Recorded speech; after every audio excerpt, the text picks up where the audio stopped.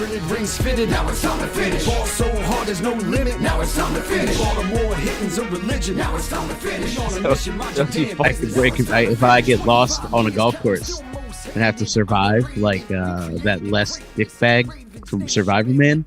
I hate him compared to Bear Grylls. Just who, Les Strauss? Yeah, not with that guy. I'm more of a Bear Grylls guy. I know Bear Grylls is really fucking hokey, and I get it, but I'm more of a Bear Grylls guy. I'm more of a Bear Grylls guy too, but Les Strauss will be the only one that actually allows you to survive in a life or death situation. Touche. But either way, I think both of them would use this to their advantage.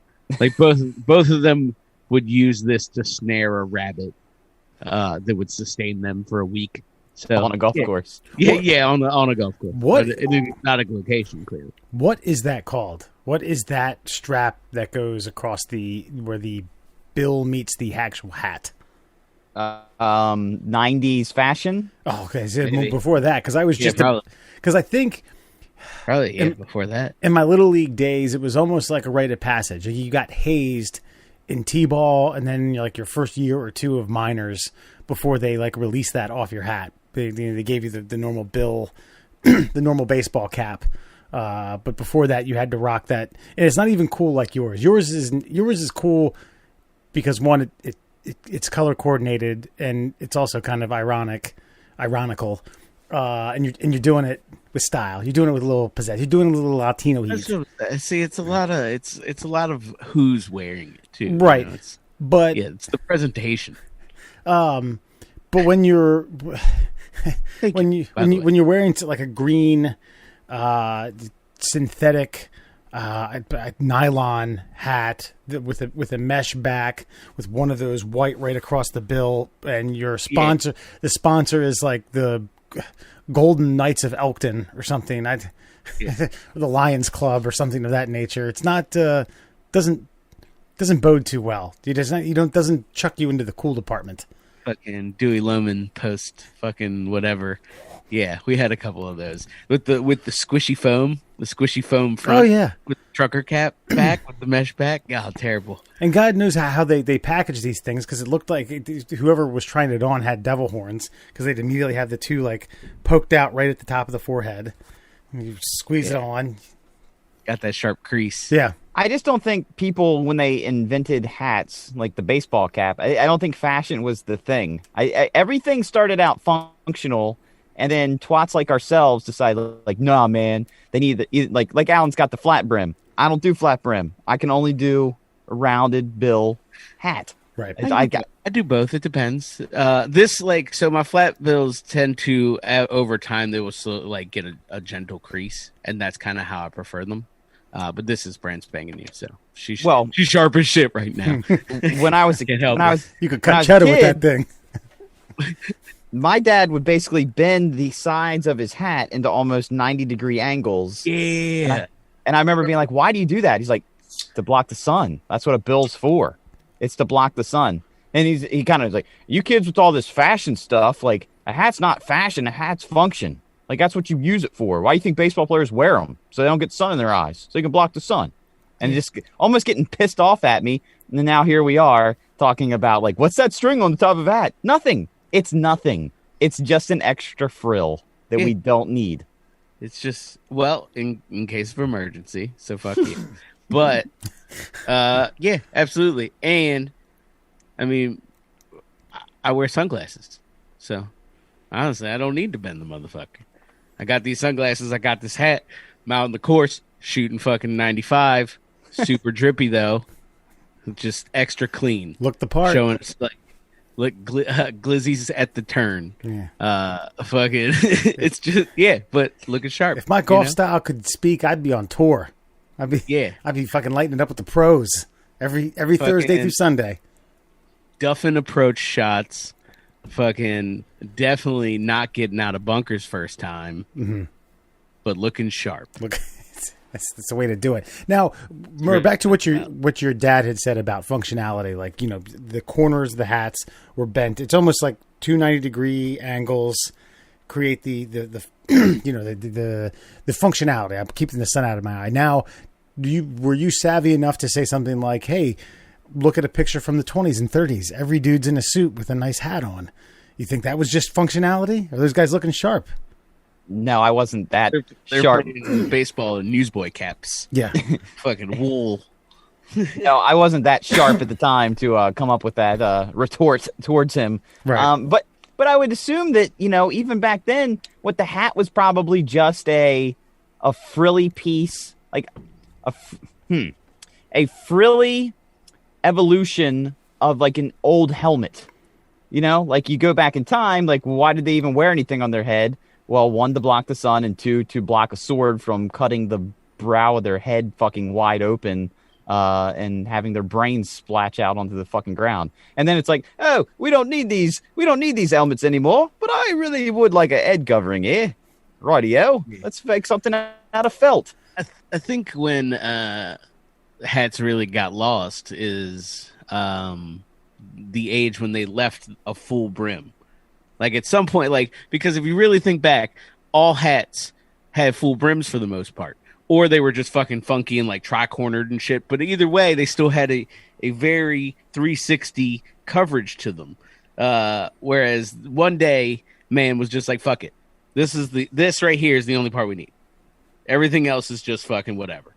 Until I never realized, I always thought like Australians, mainly because of Crocodile Dundee, were just twats, like wearing giant hats to be assholes. And then I went on my cross-country adventure, and I was in the desert just wearing a ball cap, and I was like, started to feel like Clark Griswold after he wrecks the family truckster. It's like, son of a bitch, you got to have something more. And I bought like a straw hat for $5 at a gas station, full brimmed all the way around, and I wore it, and I'm like, now I understand. Mm-hmm. This is functional, and I look amazing in this fucking hat. Dude, sombreros work.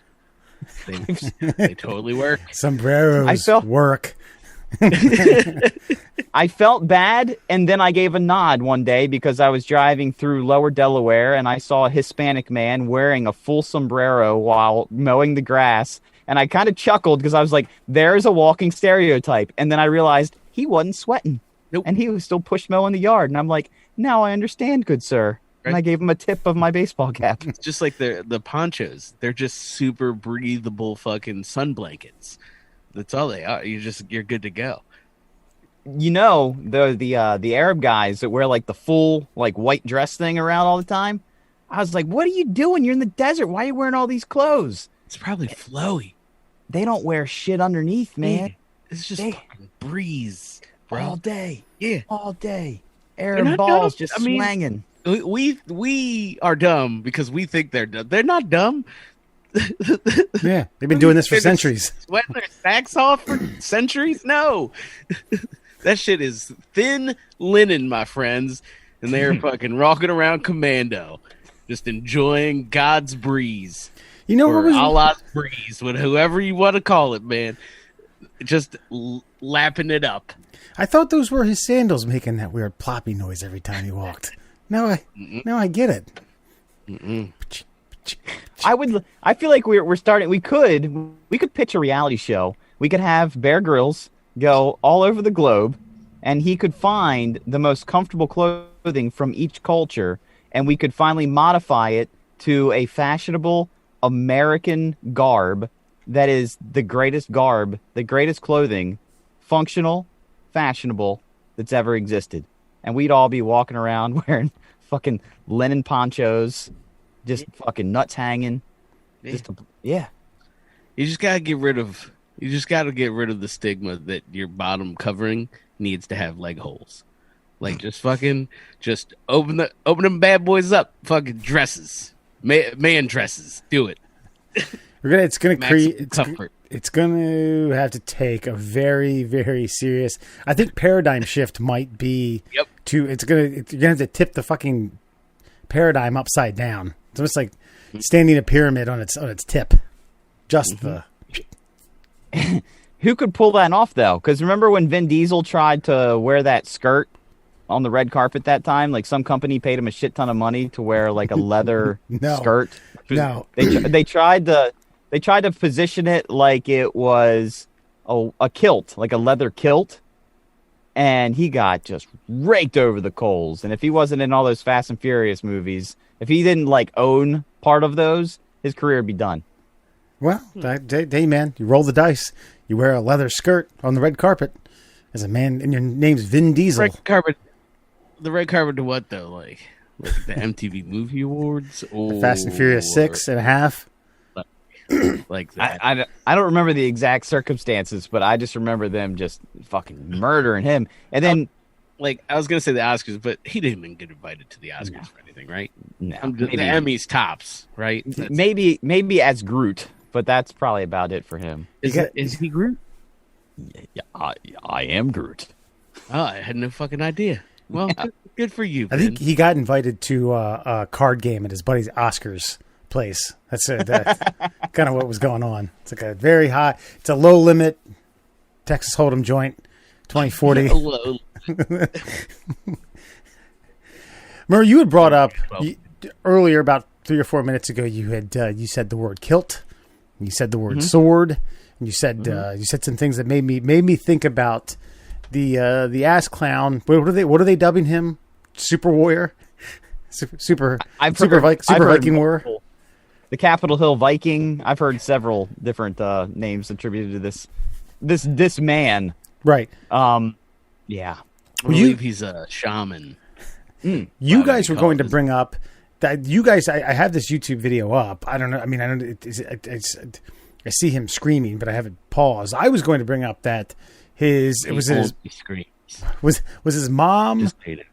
His mom or his dad or his lover says that he's not eating now in jail because they don't have a vegan, or is it vegan, kosher vegan diet? I think organic. It's not all organic. Okay. Yeah, it's GMO, genetically modified. Yeah. Okay. Yeah, so he's starving himself. And what is there a system in the county jail precinct for people who are trying to starve? Obviously, you can't do that. They're not going to allow you to kill yourselves on their watch. Willingly, anyway. I think eventually they will put a feeding tube in you. I was like, they will force feed you. But you know what though? All right, and I hate to be like this because I don't like defending assholes, but I've heard a lot of bad things about genetically modified foods, and if you are of the ilk of the the Capitol Hill shaman Viking man, then I do feel like they're almost strangely going against his belief system by trying to feed him something that has been genetically modified, because his entire existence goes against putting these kinds of things into his body. And now they're trying. And now, if you're that insane to storm Capitol Hill because you believe that Nancy Pelosi is going to put a microchip in you through a revolutionary vaccination process that has recently come about, then yeah, you might be a little leery of what might be in your jail food. I mean, I guess like 20% of that makes sense. That's right. 1/5. Okay, we're on to something. I'm good with that.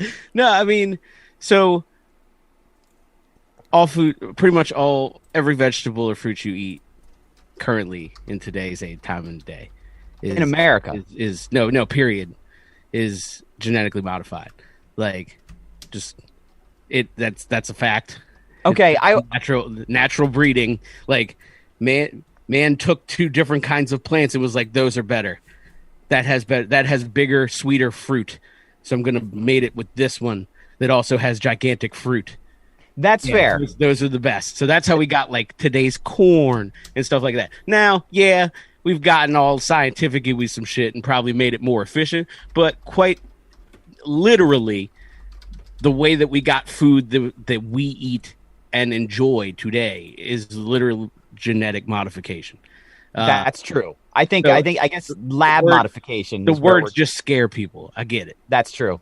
But I think to your other point, and this might be, I don't for asking for a friend, but really asking for ourselves.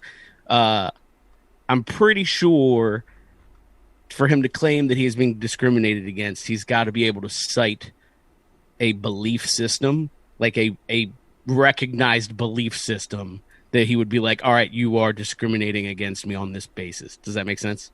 Sure. And Wes, this might be a good time to cue some of his belief system. This his yeah. What's this fall under? His His ranting? Is that what you want? Yeah. Let's listen to a little bit. I practice shamanism, and the whole idea is that shamans dress up in elaborate fashion. They sing, they dance, they shout, to get people's attention, to change what is called the neuro-linguistic programming in people's minds, where they have a very specific paradigm that they view the world through. And this whole thing is meant to disrupt that paradigm and get people to start thinking differently, start seeing the world just a little bit differently. How has Open Your Mind led you here? Well, first of all, opening my mind, opening my heart to God is what led me here. We're doing our own form, our own American form of gathering together in a shamanic tradition and taking back our country based off of common core values. You see, it's about culture. It's about culture and the fact that our culture has been hijacked by communists and globalists for way too long. And they've indoctrinated our students, they've indoctrinated our college students, our children, into believing that America's bad when it's the antithesis of bad. America is the beacon of freedom, love, is the only nation founded on the idea of all human beings being created equal and endowed by their creator with certain unalienable God-given rights. This is the only country in the history of the world that has ever done that, and it will not fall. We will not allow it to fall. Wow. In the infamous words of the psychologist in Poltergeist 3, I don't know if you guys are familiar with that American classic, when the little enchanted woman is rambling an awful lot of stuff, he goes, "Oh wow, that's a lot of crap that meant nothing." That's the way I feel about what I just saw. Yeah, yes and no. This is the problem. First of all, I want to line. It's interesting. Go ahead. I want to say this. No matter what you think of this guy, you want him on your team. I don't care if it's your backyard football team, if it's your political dissident rally. You want that guy on your team. I don't care how fucking crazy he is. The problem is, he has a little bit of a sentient point. I just disagree with the other 80% of what he's made of. So you're going back to Alan's 20% that he previously said that made sense. I'll tell you one team I don't want him on is my backyard barbecuing team. I don't want him on that squad. But we'll take all the other athletic endeavors. Seems like an athletically fit dude. Maybe I don't know, man. I feel like he's the kind of guy that would maybe come out of the woods with like a deer in his fucking teeth, dragging it by the neck, and then gutting it in your backyard and then throwing it on the grill. You might want him at your backyard barbecue. You might not like his methods, but you might like the end result. It's possible. I also like the fact that it's GMO, right? That's his diet. Sorry, I'm not privy to this type of stuff. Excuse me. Likes non-GMO, or yes. Right. Well, it's also good to know that should some sort of Civil War, semi-apocalypse happens, that he's going to be picky about his eating. He seems like such a warrior, you, man, such a go hard. It's just funny because I've watched a couple of videos of him now at this point, and on different occasions, like over a 2-year span, and he always hits like the hot points. He hits the neuro-linguistic programming. He hits fucking. He always drops a globalist's. He likes yelling capitalists a lot. He brings up Operation Paperclip and Operation Mockingbird all the time. Like has to do it. So it's just nice. He's got like this little, even on TV. Like he's been on TV.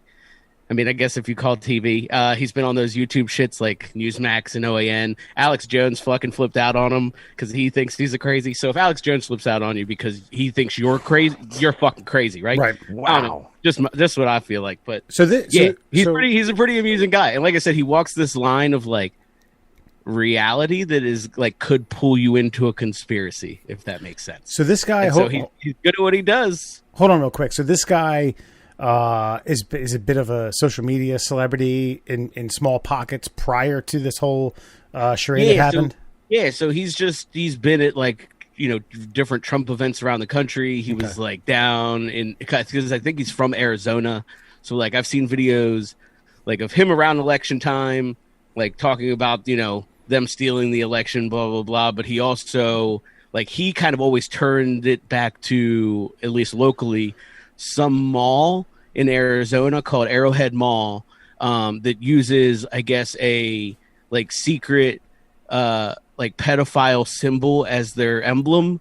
And he says like, I guess they built them all, and then they built a Costco like in very close vicinity. And he was like, both of those facilities, you know, have underground tunnels. He was like, and a lot of girls disappear from the Arrowhead Mall. So my theory is that, you know, people are getting lost from Arrowhead Mall. People are getting abducted, funneled through the Costco, aka China, to China, human trafficking. But so like, he's you know, he's there, he's around, he's been doing stuff. Right. Depends on what you want to call it. So, yeah, there's a certain amount of paranoia that goes on with that. It seems to be like a common thread amongst these constituents. But I will say that a listener of the shows, someone who supports the show, Garcia, has always said, and he's talked about us blowing up. He has said, like, you guys just need that one break. You need that one opportunity where you're somewhere and you got your phone or you got a camera and you say something to someone, or you get something on the show happens to where you cover something, then it gets ears or eyes to the or gets someone catches on to it, and I feel like this guy did it. You know what I mean? Right or wrong, this guy is now going to be kind of semi-popular for at least the foreseeable future. Love him or hate him. Look at him. Yeah. He's a good-looking guy. He's well built. He's got cool tattoos. Right. He's well spoken. I mean, he even though he some of that stuff is rambling, there is some coherent rambling. If that's even. Like I said, I mean, he's like, there is a little bit of truth into stuff. Like those Operation Paperclip. It was, I guess, when we brought over like Nazi scientists and like engineers, like we were like, okay, yeah, all of you guys are beneficial to us, and you're gonna tell us all the shit that they did. Okay, cool, come over here, and we'll just use you for your minds. Like that's true. So you could easily use that to be like, yeah, so they infiltrated us, but they were fucking communist elites, and so they've infiltrated the media now, and you see where this goes. Okay, yeah, you know what I mean. Sure. So he uses that like pocket of truth, and then spins it like a fucking crazy salesman.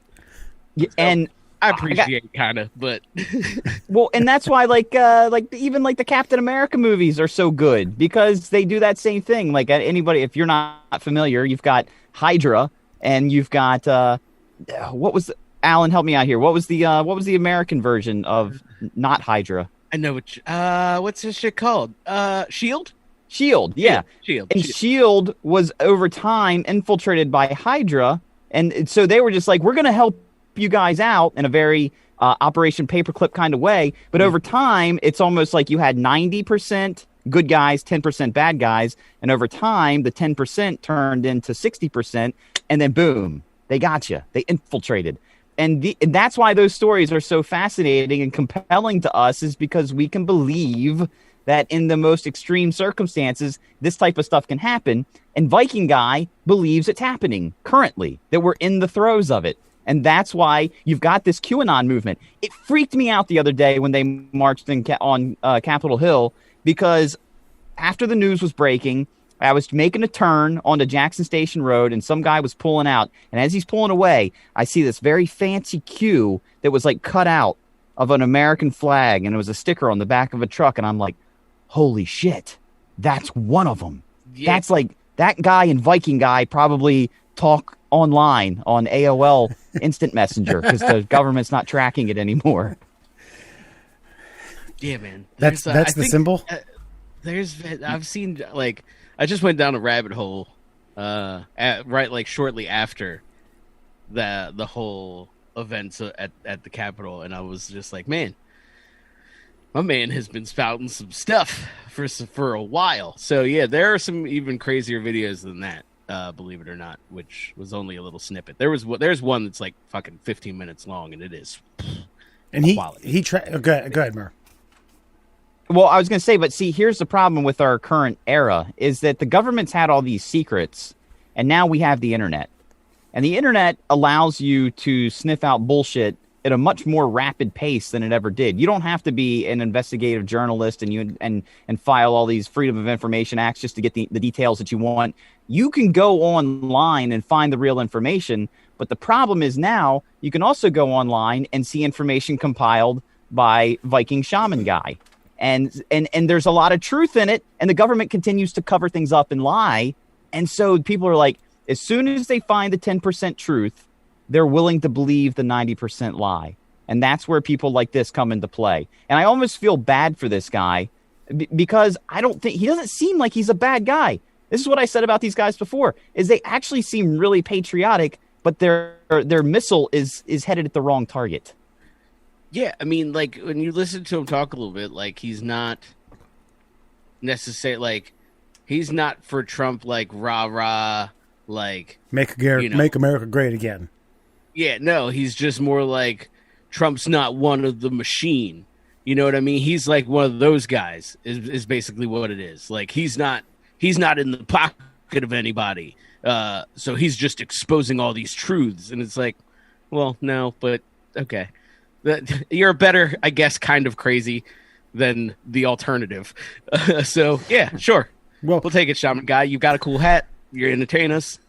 Fuck it. Sure, he's certainly a character. And that that was the first time I saw that video, and now I'm semi-intrigued. My question is, you say he's from Arizona, or he resides in Arizona? I think so. I mean, I think that's where he resides, because that's where I've seen the bulk of the videos are set. All right, so let's throw out his message or his beliefs out the window and what he did in Washington out the window. The fact that he traveled to Washington, D.C. for an event like that to spread, man, that's dedication. That is fucking commitment. I mean, I ain't going to... Are you guys going to Arizona for anything? I'll go play some golf. That's about it. It's some good golf down golf there. Drug orgy. It's about where I might do it.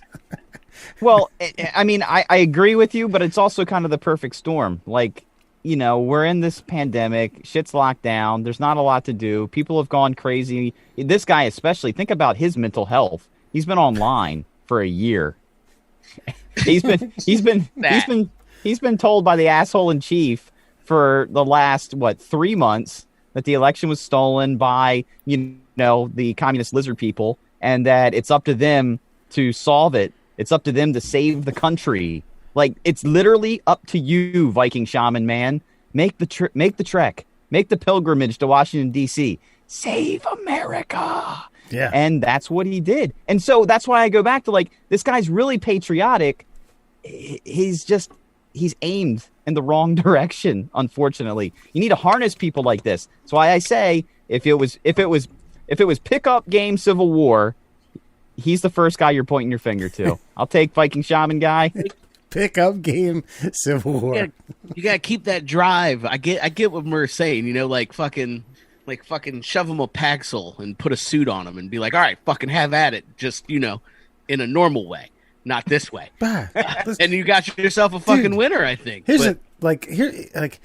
I've talked to you guys about debating with conspiracy theorists online before, and you made a great point about picking out a sliver of truth or an anomaly or something like a coincidence. Conspiracy theorists love coincidences. Anecdotal evidence. Oh my, look at that. How could that happen? And you said sometimes... My cousin Beyonce. No, that's one person. Sometimes you like to say, you know, hey... Sometimes something happens to 7 people in the world in one day, and the chances of that happening were one in a billion. All right, so it happens. Coincidences happen. But my point is that I've come across some people for debating about various conspiracy theories who really, really know their shit and delve into like super duper, just I know like high level, super granular level of government layers of, you know, back to the Warren Commission, and you know, like was involved in 20 years prior, and I'm like, man, where the fuck did all this go? These dots aren't even connecting anymore. These are like you're going light years away, and it makes sense to you, but if I try to draw you back into the original core of what we were arguing about, you can't make sense of it. And it makes sense to them, but you make a great point when it comes to that. You're like, wow, these people mean well. They're smart people. They're just aimed. The rocket got shoved a couple degrees in the wrong way. Yeah, it lost a fin, and it's circling around.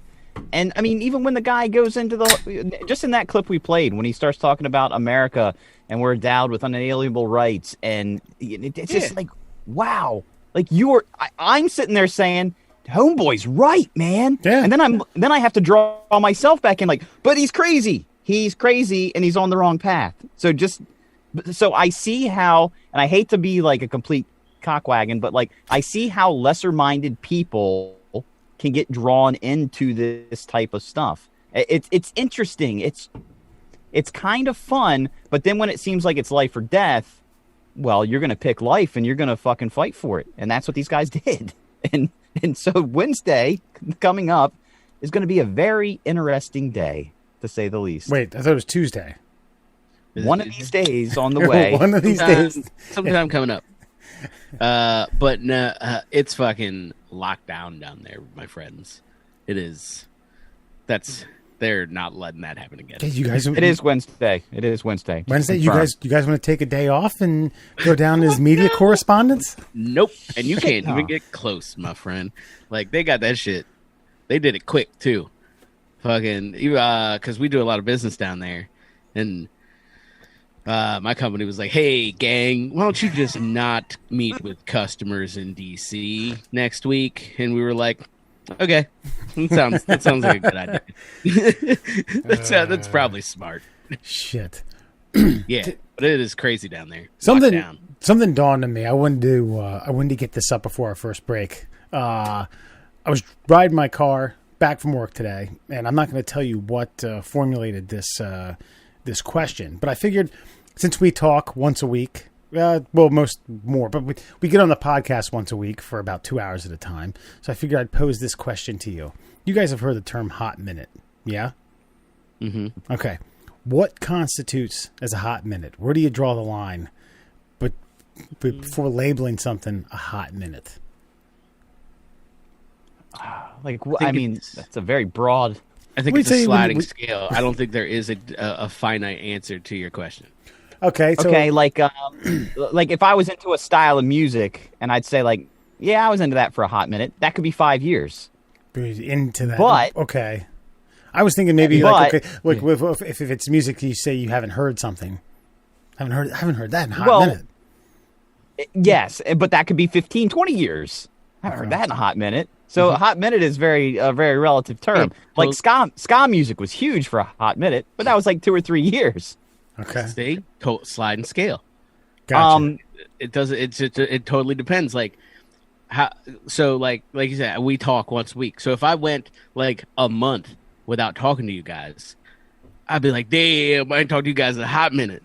But like, if I don't talk to my wife for a day, I haven't talked to her in a hot minute. You know what I'm saying? Like, so right. It's totally different. This almost feels like the Donnie Brasco forget about it type conversation. Yeah, you know, kind of. Yeah. Here's a fun story. My brake lines actually exploded on the way home from work the other day. Oh, God. You're the mail truck or your car? No, in my car, in my Jeep. Okay. And my butthole was all fucking exploded. Say that again. My butthole was clenched for a hot minute. Yeah, butthole clenching, and that's like Inception. Like your butthole clenching for a second is like a year.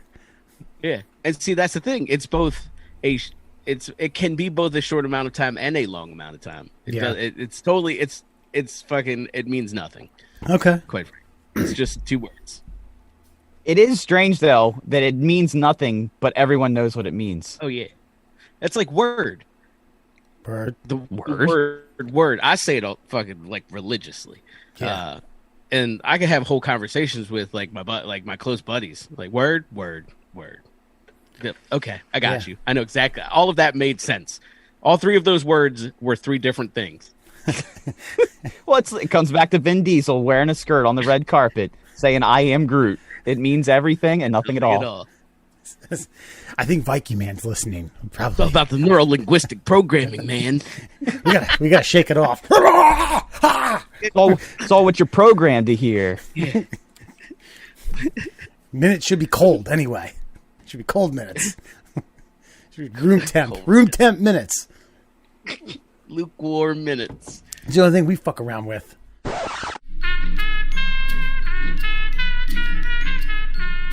like a warm, creamy chutney. Get ready for another spoonful of the middle class holes.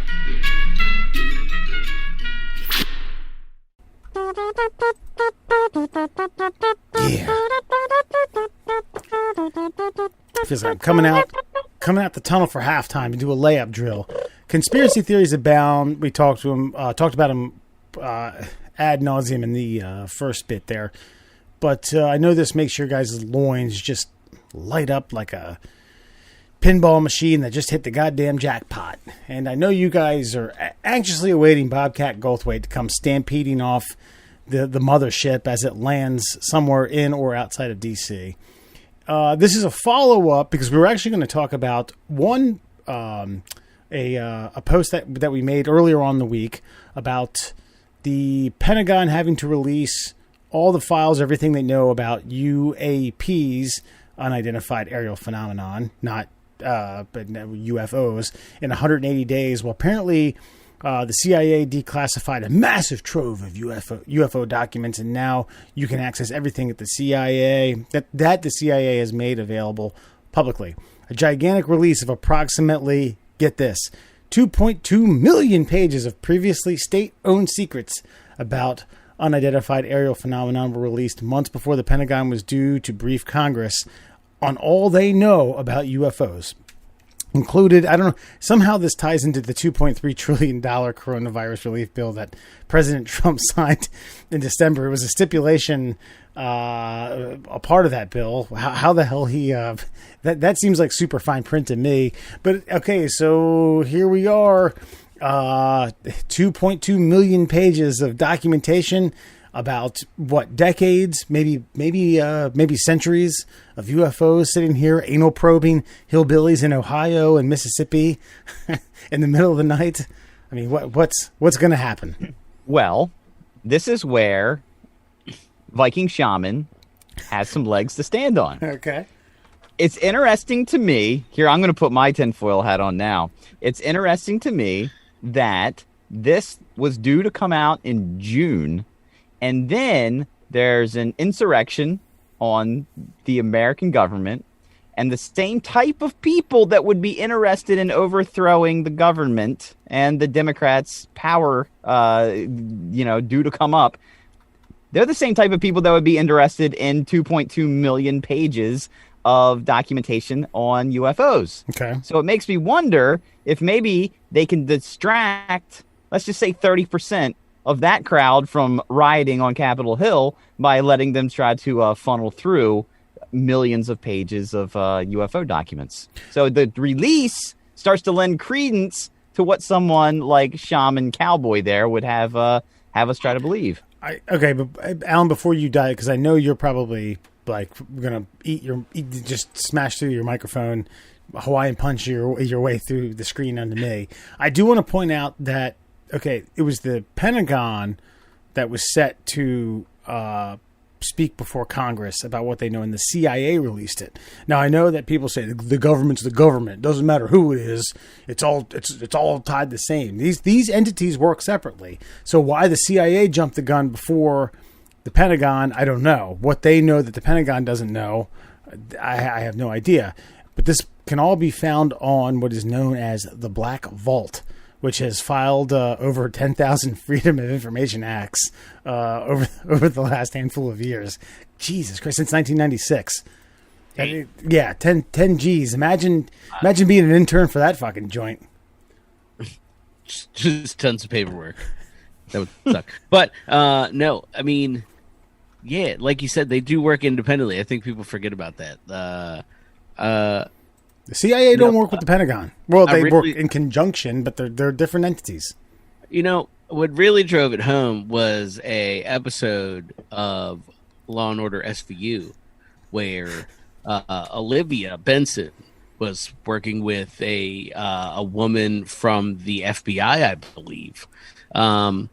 But at the same time, a gentleman from the Department of Homeland Security had his grubby little fingers in on a similar investigation.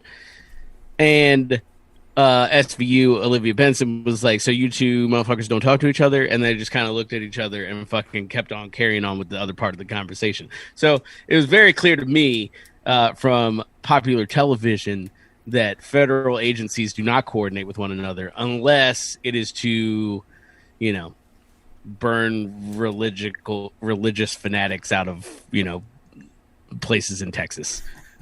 You know, things like that. That's really the only time you get mass coordination. So yeah, I mean, it makes sense that some guys from the Pentagon would go and talk about some shit because I want to hear it from the horse's mouth. But also the CIA was like, hey, check out all this paper we have that nobody's actually going to read. Okay, I will counter Alan's assessment with Bad Boys 2. Now, in Bad Boys 2, you had the Bad Boys, you had Martin Lawrence and Will Smith, and then you had those other two guys. I can't remember who they were. They were like the two Hispanic guys that were on the force that were always going up against them. Yeah. Now, so they were working independently of each other, but when push came to shove, they could get together and put their minor squabbles aside to accomplish a much larger goal. Were you talking about the Latino guys and Mike and Will? Yes. Or Martin and Will? Okay. Well, I think they were all cops. They were. And just like all of these government agencies are, you know, secretive government agencies that work on projects independently, but it's America first. And I think when push comes to shove, they come together. Now, to me, my conspiracy theory on why the CIA would release over the Pentagon would be that, hey, guys, I know you guys are getting ready to release your shit. So it's either one of two things. One, we're going to let you see what we have so you can decide if what you have is like either more damning or maybe you want to redact some more shit based on what we've redacted. Or, yep, we're more transparent than those assholes. Look, we gave it to you. We gave it to you as soon as we had it. But here's the other thing that they did, and this goes against it. My own personal thought on this.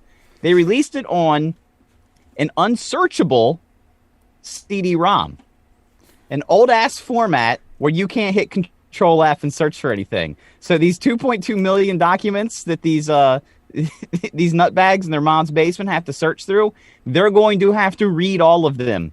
They can't just go through. They're all PDF files, and they can't just search for keywords. They're actually going to have to read all the documentation to try to find the information they want, and it's also heavily redacted. So they gave them what they wanted in the most painstaking way possible. Why can't I get? I also think just can't find the anal probing while Murr was talking, but you've got really two different points of view too. So, I mean, the Pentagon's definitely going to be like, all right, so look, they can blow us up whenever they want. We don't have weapons that can kill them.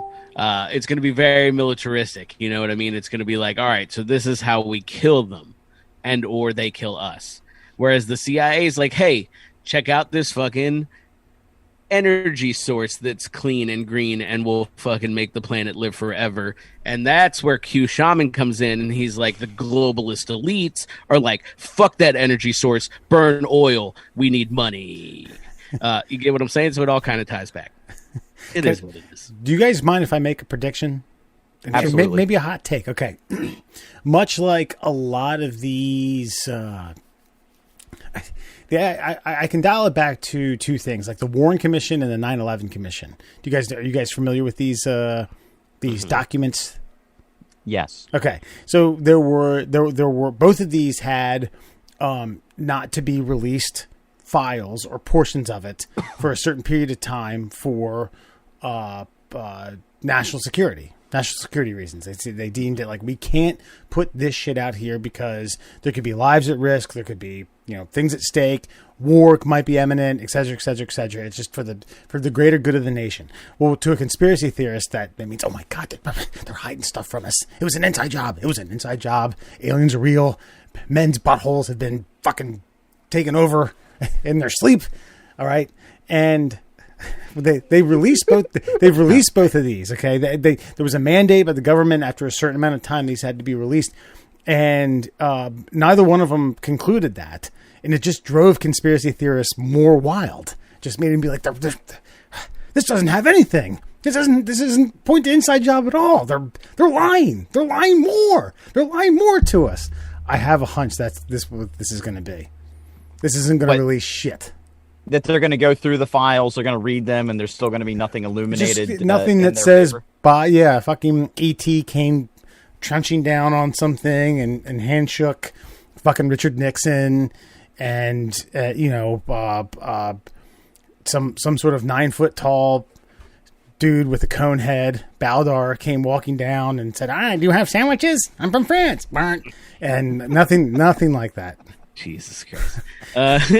So let me put my tinfoil hat on, and let's say that this right here, like, shit is in this that was just released is fucking true, and it does have, proof of Bobcat Goldthwait coming down. Okay. And fucking, this is to distract us from definitely the start of a civil war that's going to start later this week. Yes. I agree with Alan on that. That was kind of my original point, is that this is a good time to distract the QAnon crowd. Get from it out there. Yeah. Put your ARs down and put your tinfoil hats on.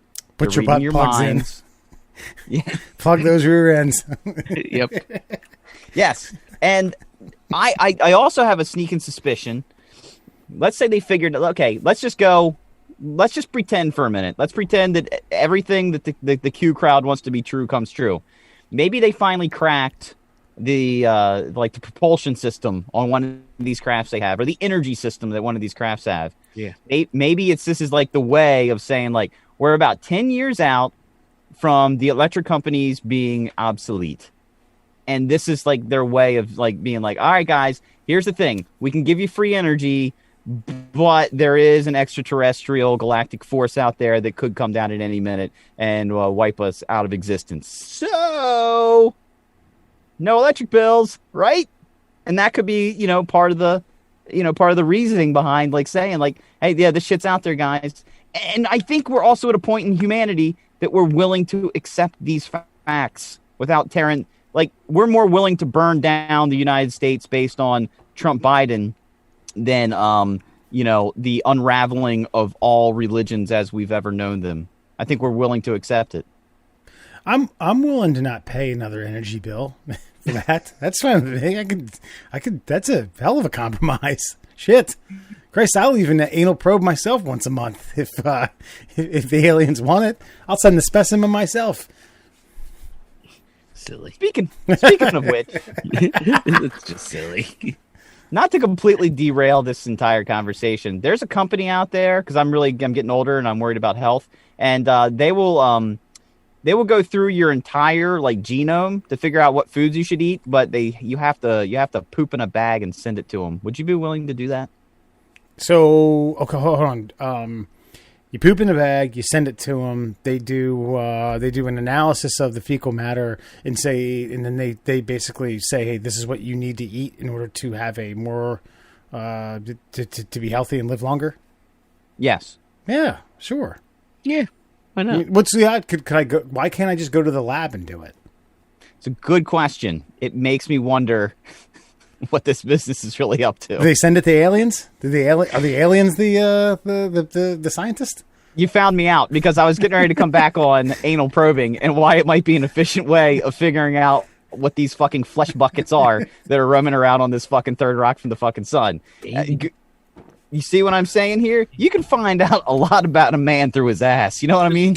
Maybe that it holds true across intergalactic species, is that because like any fucking like regular medical doctor will tell you that like the poo tells you everything you need to know about a human's health and like how they're everything really. So maybe it holds true intergalactically, and these aliens are right. Like, well, let's go get some stool samples. Check out what this fucking new species is about. Fucking idiots!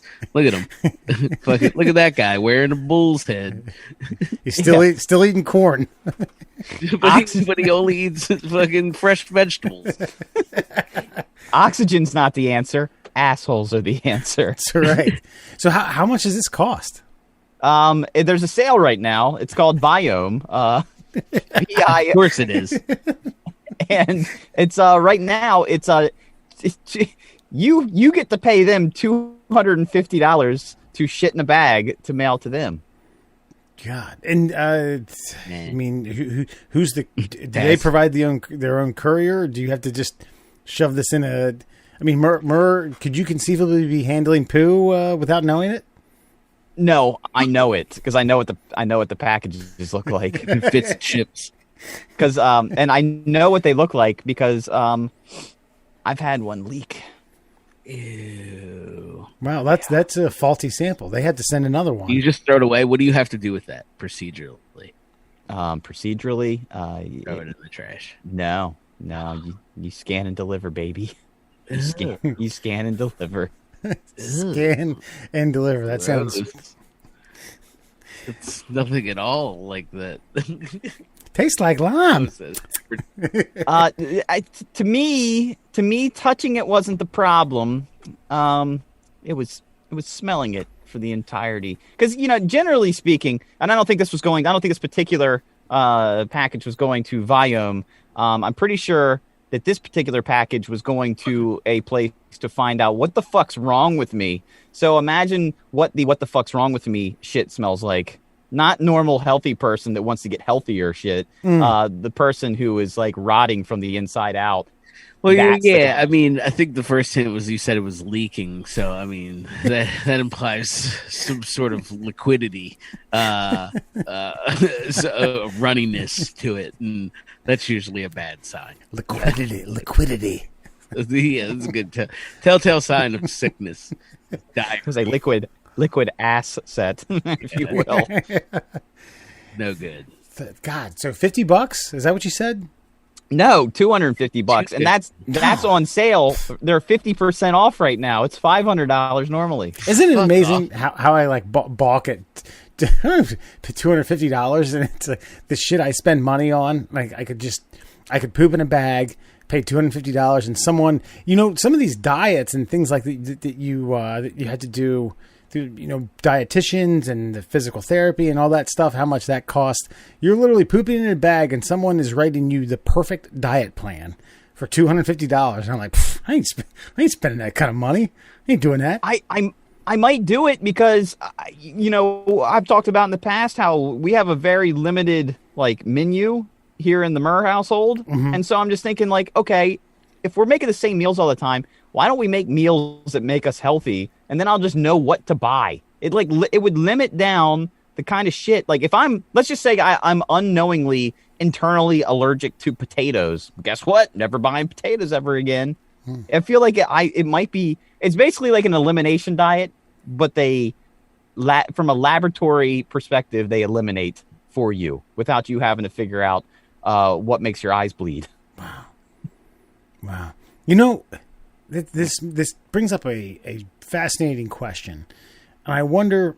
So these lab techs, I think, have some education background, have some training or something like that. I would hope so. But how is it that I can think about most doctors that wind up in weird professions, proctologists, urologists, things like that.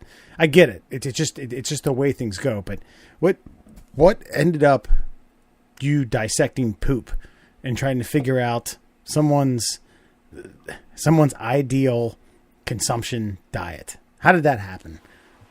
Just fucking Bill Romanowski. Would you smoke crystal Bill Romanowski with too many concussions? Does he own it? Is that his? He's the one that started that because he wanted to play forever. So he found a lab that let him shit in bags, and they told him every week the perfect fucking meal for him so he could continue playing in the NFL with 50 concussions. And he did for a long time. So he could keep spitting on people. Yeah, right. That's clean spit. And now you've got fucking Tom Brady. Tom Brady's 42 years old and still kicking it. And one of the best fucking Twitter comments I saw was, who did they put him side by side with? Was it Blanda? Was that the guy? Played to, yeah. He was almost 50. Mm-hmm. Blanda played for till he's 46, 47, yeah. They put them side by side because Tom Brady's 40, maybe he's 43 in 108 days, and this guy was 43 in 51 days. And they put them side by side, and Blanda was an old fucking man, an old sea captain. And then here's Tom Brady still gracing the cover of fucking GQ magazine And the best Twitter comment was like, well, I guess it's time to try that avocado ice cream because he still looks great. And this is the kind of things these guys do. So why wouldn't us regular mortals start to incorporate some of it so we can live a little fucking longer? And even with a better, for me, for like, I just think about like, I don't care what I look like. I just want to feel better. Yeah, have you ever seen Johnny Unitas as a Charger? I mean, I've seen him in the uniform, but check this. This is his last year of pro football. I think he played about 3 or 4 games with them, got hurt. But this is kind of what you're talking about. Google ads. God damn you sons of bitches. I don't want. Go to the next tab over. Next. Oh, there it was. This guy. Back and forth. Yeah, I mean, he looks like the dad from Wonder Years. How old is he there? It's probably 39, 38. Jesus Christ. I know. Okay, now, I know I've got a scraggly-ass beard going on right now, but I'm 2 years older than him in that picture. Do I look like the Wonder Years dad? No, not particularly. I think you dodged that bullet. Although that guy was a nice guy. I liked him. He was a war vet. Yeah, but you know what I mean? Like, there was a time where guys in their 50s were dead men walking. They were one fucking strip of bacon from a coronary just fucking dropping. And here we are. I just see 50 as like 9 years away. I don't see it as like a death sentence. So I mean, maybe Viking Shaman Man is not onto something here. Maybe all these GMOs have done us a good service. Hey, well, okay, so you're debating doing this. So look, I ponied up nearly $60 to eat a burrito that I couldn't eat and put it on the goddamn podcast. So I think it's only fair that you document this poop bag thing that's going to happen, and then also print out the results and share it with us. I'll shit in a bag for free if you want. I'll mail it to you. I'll mark it a guaranteed piece of shit if you want. I got spare time in my hands.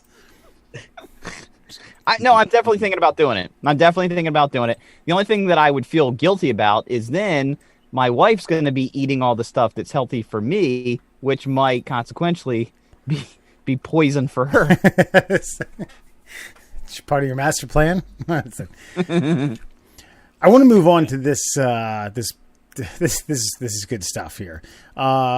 It's Bitcoin. Do you guys own any Bitcoin? No. I own bits and pieces of it. So it starts off, Stephen Thomas, a German-born programmer living in San Francisco, had 2 guesses left to figure out his password that is worth, as of this week, $220 million. The password will let him unlock a small hard drive known as Iron Key, which contains the private keys to a digital wallet that holds 2007 Bitcoin.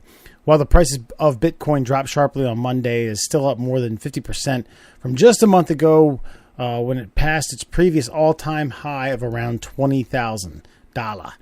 The problem is that Mr. Thomas years ago lost the paper where he wrote down the password for his Iron Key, which gives users 10 guesses before it seizes up and encrypts its contents forever.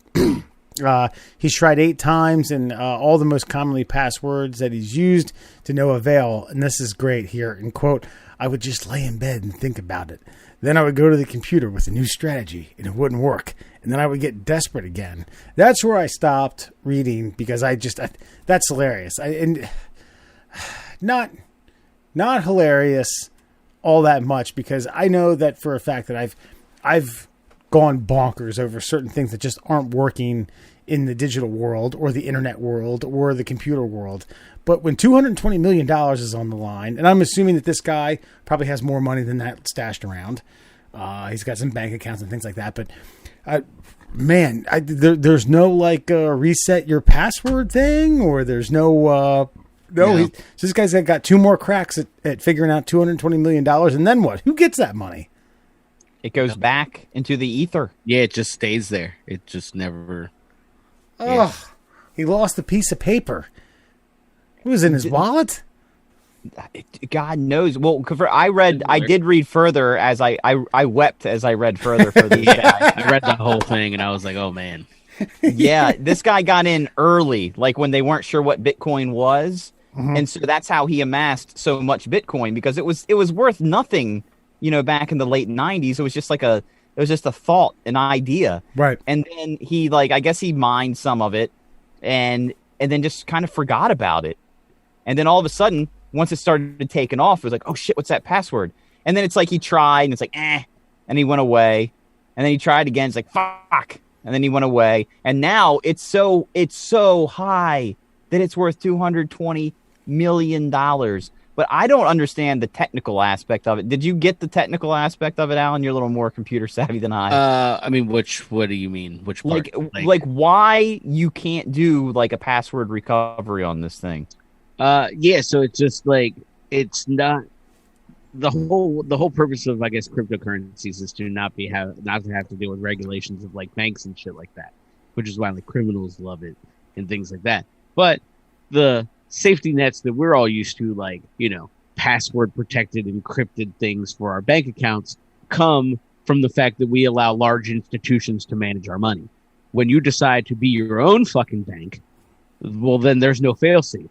And so the wallets that hold them, because the cryptocurrency is what it is, like, it's designed to be secure and not be touched by the government or banks. So it is given to you as the owner of it, and that is it. There's no server that holds it. There's no nothing. So you have to hold on to it and make sure that you have those when you try to access it. And if you don't have it, you're shit out of luck. So it's like under normal circumstances, the bank has the vault and they have the combination to the vault. The access to the vault is their responsibility. Correct. And in this situation, you have your own bank vault. You're responsible for the bank vault. And if you lose the combination to your own bank vault, good luck, motherfucker. Yeah. And then apparently, I guess, again, the failsafe is 10 tries to open up the vault. And if not, you're a hacker. You're trying to steal somebody's money. It's gone. Yeah. Nice try, fuckwad. And I think that's just one. I think like what I gathered, and I haven't done a deep dive, was that there are multiple ways that you can store your cryptocurrency. Like, there isn't necessarily just one version, but I guess you would create a digital wallet. Essentially, that is your bank, and that is where you put your cryptocurrency. And then once it's in there, you've got to keep tabs of it, or you're fucked.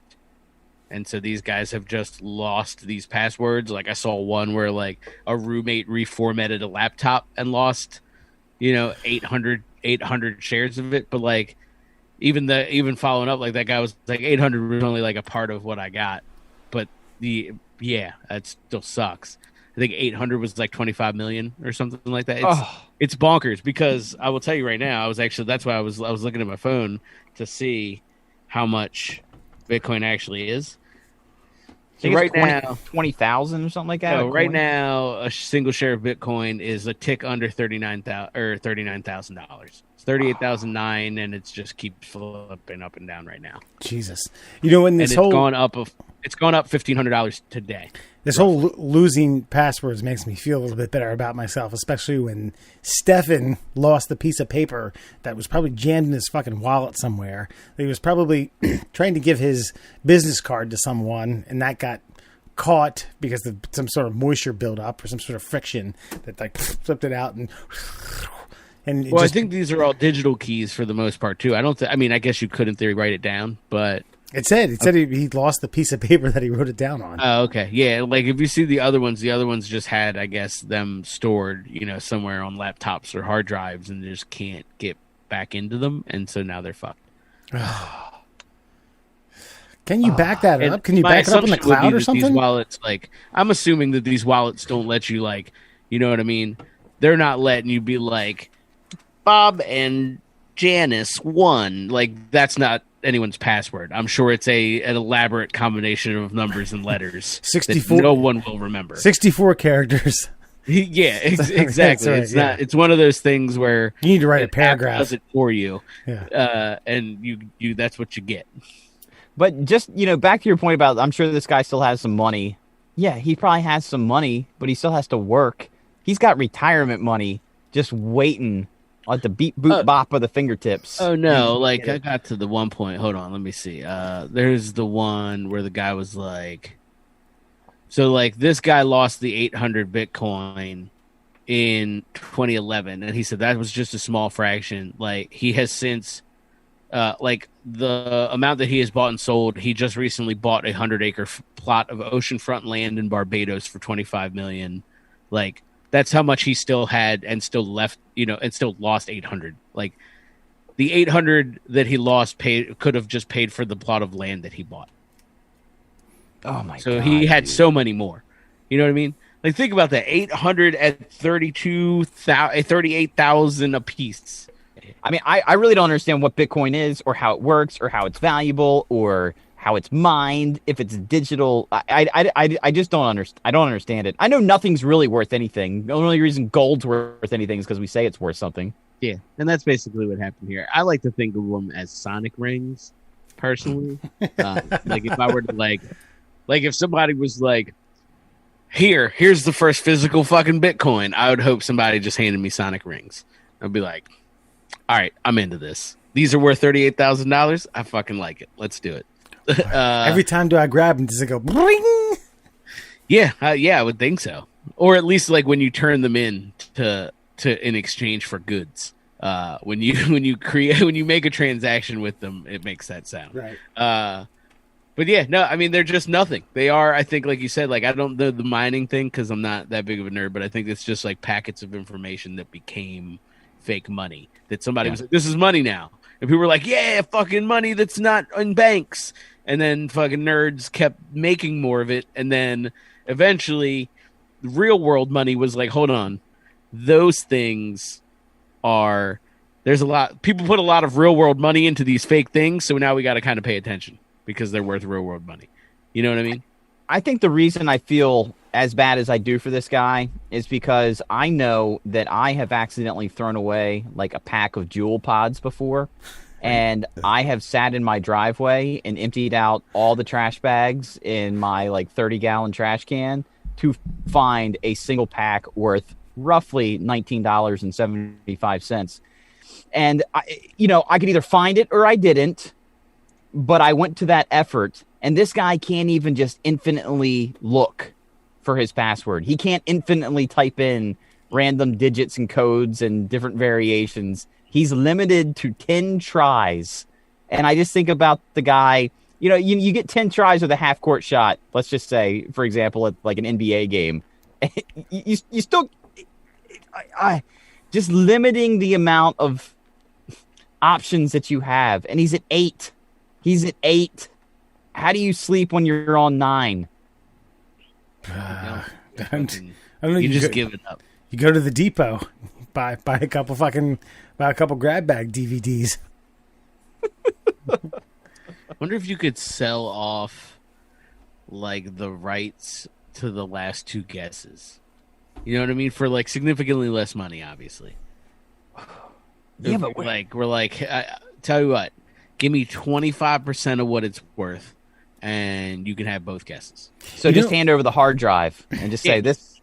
25 million. This is yours. Yep, yours. That's interesting because at the old company I worked for, we had it was something ridiculous. It had to be like 16 characters, 1 uppercase, 1 special character, and you had to change it every 6 months. And it got to be I was like typing sentences to get into my computer, and they had brought in it's like third party arbitrator. I don't even know. I think it's some professional hack paid him as a consultant to come in, and he found out someone's it was, now mind you, it was unlimited, but he found it out totally random in 16 tries. Really? Yeah. I figured out a girl's password at Cecil Community College in 1 try. Is it Flowers or something? You've told me. Is it Finch's sister? I typed in rainbows. Yeah. Nice. And it fucking worked. I just sat there for a second. I was like, who is she? What does she like? And I just hit rainbows. And I think about all the words in the English language. And that's how that still blows my mind to this day. that I was able to fucking pop that out. So sadly, passwords aren't that simple anymore. Yeah. Nah, they started making you put special characters and stuff. There's something also like somewhat fitting / comforting about you trolling in a community college computer lab. What's somebody's password? I'm gonna send 50 pages to print at 10 cents a page.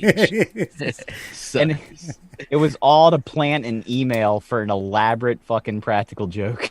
Yes. It didn't even have anything ramifications on your education or a grade or you cheating or anything. Nope. It was just to create an awkward conversation between two people.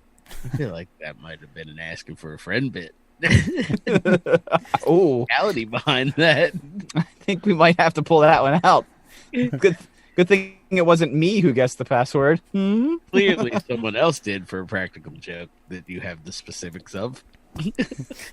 We'll get our legal counsel on. He'll tell us all about it. What it sounds like is I do some stuff on my own, but it sounds like I got a wiener stuck in the turd pipe. Okay. Mm-hmm. Yeah, and it's jammed up there pretty good. A big, Okay, big no sucker. problem. Bring it tomorrow morning, 9:30. 9:30. Okay, yeah. So you guys do All right, sir. you guys do wieners and turd pipes? Yeah, I checked. I want doing inspection and everything, right? Okay. All right. Oh, hold on. Oh, nope. Pooped it out. All right. Thanks a lot. Okay, you're welcome. All right, Wesley. Do you know what time it is? Is it time for more conspiracy theory bullshit jargon?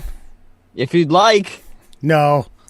it's time for your favorite 3 questions of the week. It's officially time for 3 and Out. Of course, 3 and Out, of course, being brought to you by the Bullshit Group that you can find on Facebook. It's the Shin Splints Recovery Group. If you've got any pain below the knee and above the ankle, the Shin Splints Recovery Group may just be the group for you. Now, I mock the Shin Splints Recovery Group. However, I was putting on a pair of rubber overshoe galoshes today, and I think I might have given myself a slight pinch of pain on the outside of my ankle. Now, I'm not sure if that necessarily qualifies as a shin splint, but if I wanted the exact answer to that question, I might find the Shin Splints Recovery Group on Facebook. It's All good, right, and you could also explain to him what a galosh is, because I'm drawing a blank on that as well. It's really what I'm using. It's simply a rubber overshoe. So imagine a piece of rubber that looks like a shoe, and you just simply stretch it, and it's very tight, but you stretch it over, say, your tennis shoe. So if you were wearing shoes and all of a sudden it started raining, you're like, crap, I don't want to get my feet wet. You put this rubber overshoe on, and now in these winter months where there's frost on the ground, as the sun comes out, it tends to put a nice glisten, and so as you're walking, you might get your tennis shoes a little moist, and that can make for a rough day if you're walking around outside for more than 6 hours like myself. So you might want to put on a rubber overshoe and look like an idiot, like you have to wear strange orthopedic shoes for mentally handicapped individuals who don't have a good gait to their walk. Beautiful. I get it now. Right. And your shin tingled. Yeah, when I was putting it on, because again, I had some Nikes that are a little bulky, and as I was trying to stretch that rubber on there, I kind of flexed my ankle in a weird direction, and I was a little nervous. I wasn't going to be able to make it through the day, and I actually thought to myself, I should pose this question to the Shin Splints Recovery Group. Find them now on Facebook. Let's get to it. Your first question in this week's 3 and Out, and actually, we always start with Alan, but this week, Wes, we're going to start with you. Okay, fair enough. Your first question this week's 3 and Out. If you were forced into gladiatorial combat in the Roman Colosseum, but you could only use a weapon that isn't typically considered a weapon, what non-conventional weapon would you choose? Okay, something that's not considered a weapon. I'm assuming I don't have access to any electrical. I don't have access to any outlets or anything like that. I'm in the Coliseum. No, this is also, before Benjamin Franklin electrocuted the shit out of himself with a cut on a fucking storm in the 1700s. Like all good things, when I think about something, I want to get a good answer. Crack a beer. Here's a wise friend of mine, Murray, you know him, Alan Jackson. He told me that not the country singer, but the guy, Perryville guy. Yep. He had said, oh, Alan, you know him too? Oh yeah, I know. Okay, fair enough. I know. He said the most inconspicuous weapon that a person can have is a cane. When you walk with a cane, everyone assumes that you have some ailment. But if you really want to get down to it, that thing can do some fucking damage. Is a cane a weapon? No. You can walk onto it. You can go to the airport with it. You can get on a plane. You can get into a secure building. You can do jury duty with it. You can go to any sporting event. Just kind of limp around. That rang true, and really nothing else is coming to mind. The most non-conspicuous, maybe like Benoit balls. If I thought I was going into some orgy, I wanted to whip those suckers around. Hey, wait a minute, that's actually not bad, because I mean, you could throw them, you could use them as a projectile. So then you could also whip them around. That's not a. You could pull like the Empire Strikes Back, like they wrap up the chicken walker's feet. You could do that to a would-be assailant. and they're easily concealed. Sir, do you walk your... Sir, do you normally walk with your feet that spread apart? And like a cane, you walk like with a limp. I'm gonna go with cane. Okay, you're going with cane. Alan. Can you repeat the question? Because I want to hear how you worded it again. Okay. All right. I dropped the light. So dude walks into a bar. Okay. All right. If you were forced into gladiatorial combat, but you could only choose a weapon that isn't typically considered a weapon, what non-conventional weapon would you choose? Okay. That's what I thought you said. I don't know. I felt like Wes put a time period constraint on it for some odd reason. Well, he started to talk about electric, so I figured he was going to go with like a chainsaw or I don't know, just like an exposed wire that was plugged into the wall. So this is going to play off of a couple of things. Well, a game that I just have been recently playing, because as you guys know, I like to play some video games. So I've been playing a video game recently that has a unique, what they call in game terms, melee weapon. So a weapon that you would just, beat somebody with about the head and neck area. And that weapon is a giant purple dildo, much like the dildo that was stolen from the adult store that we covered months back. So the way that they have done this is basically just rammed a rod into this dildo. Not all the way through, though, so that the tip is still floppy for effect, but enough so that you have a pretty solid, let's say lacrosse stick length to give somebody a good thrashing with. So if I could fashion me one of those, if I could ram a stick through a giant dildo and use it as a baseball bat, I think that's what I would go with. I'm sure you could find a rigid dildo out there. I don't know if that's, you don't have to go to all this manufacturing. Yeah, but I think the handle's important for leverage. You know what I mean? Sure. For swinging. I think in that era of Rome, you could just grab it by the shaft, I guess, but in that era of Rome, there were certainly a lot of rigid dildos just fucking planting around in some of these huts and houses. Yeah, fair enough. Well, okay. Well, I mean, okay. Now, maybe I threw you off with the. It can still be a modern item. It just can't be electrical. You keep putting this time constraint on it. Like that was my fault. I confused the question. That was me causing Wes to avoid using electrical devices. Okay, what is this like Marty McFly flying into the Roman Coliseum in the DeLorean? I can only bring doesn't one have thing. to be Rome. It doesn't have to be back then. It could be right now. It could be anything. He said gladiator. I know, but gladiatorial combat, like it's a style of combat. It's not a time period. It's not a noun. Okay, it's not a time. It's just a style. Yeah, it's like a doggy style. I mean, I don't know if they had a whole. Well, they probably had like walking sticks, but I don't know if they necessarily had canes back then. But I'm not going to call you on that. Yeah, I'll tell you. Here you go. For example, my weapon of choice was going to be the exercise bands, the like the rubber tubing, with the handles on them. Because I feel like you could the Randy Johnson exercise thing. No, the surgical tubing with handles on them. Yes, not the body blade, Wes. Thank you. I actually.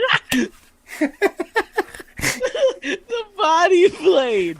That took me back. All right, sorry. Yeah, it was like the shake weight. Murr bought it. I did buy it. I think it's in my garage somewhere too. I might break that fucker out because now major league pitchers do use them for shoulder workouts. It only took 20 years for the.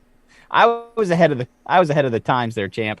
No, but I saw a video recently of a guy, and he's laying on the couch, and his toddler grabs one end of the exercise band, and he holds onto the other end, and the toddler backs way up until, of course, the little tiny toddler can't hold on to the strength of the exercise band, and it whips, and it hits him right in the dick. And Dad just goes into it's terrible. And he just utters to himself, I wish I saw that coming. And I just think, in gladiatorial combat, you could whip it around. You could stretch it out. If you found an item on the ground, like a rock, you could use it as a slingshot. You could choke a man out with that thing. I just feel like that's a good, non-traditional weapon that could be used in Mortal Kombat. Yeah.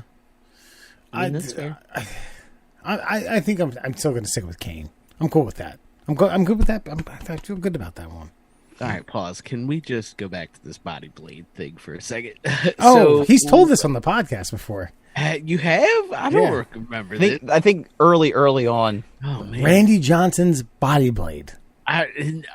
You know what? Now that you mentioned the Randy Johnson, I think this rings a bell. So I went to. I just out of curiosity, I wanted to see if this was still a thing, and it fucking is.